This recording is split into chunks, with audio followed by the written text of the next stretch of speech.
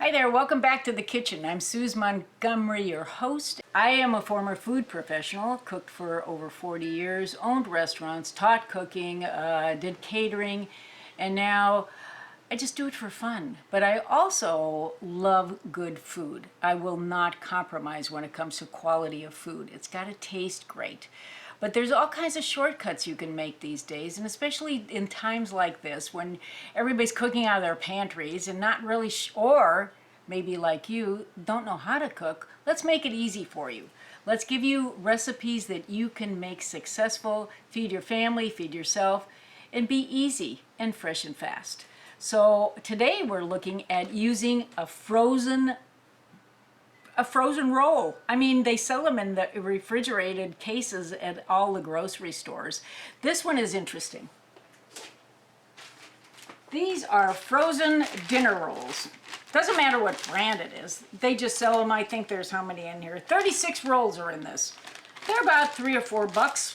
It's well worth it because it's going to save you a lot of time and it's going to be really, really good. Nobody's going to be none the wiser you didn't make these from scratch. And this is the trick on this one. This is a great recipe that I developed, I think it was in 1976, maybe 77. I won the Gilroy Garlic Festival with this. It was in its infancy, so don't be impressed. I think there was only maybe 10 candidates or 10 people, contestants, who were actually cooking using frozen bread dough. You can use the loaves or you can use these rolls like I just showed you from the bag.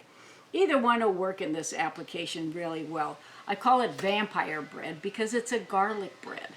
And it's pretty simple. So you take out the frozen rolls, you throw them in a bowl, you let them rise, you don't do anything to them, and then you just, in a pan on the stove, you saute butter, olive oil, garlic, and onions. Don't use fresh parsley because it will not be as good. Use dried parsley. I'm not a big fan of dried herbs, but in this case, yes, it works really well. In fact, it works better.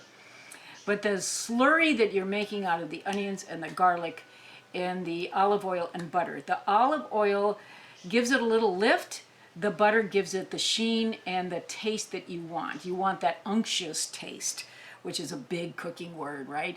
But it means depth of flavor. It really, you don't know what you're eating, but you know you like it. It tastes pretty good, right? So you use that, and always garlic. Garlic, garlic, garlic. I live with garlic. I mean, I grow garlic, I buy garlic.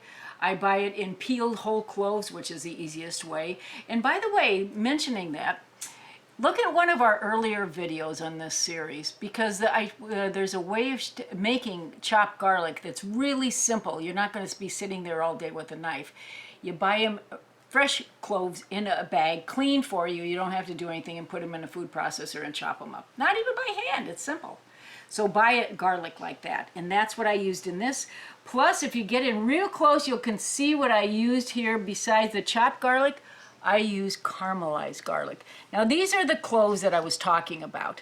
You buy these fresh whole cloves, put them in 3 thicknesses of foil with olive oil in the oven at about a 325 slow oven. That's a slow oven.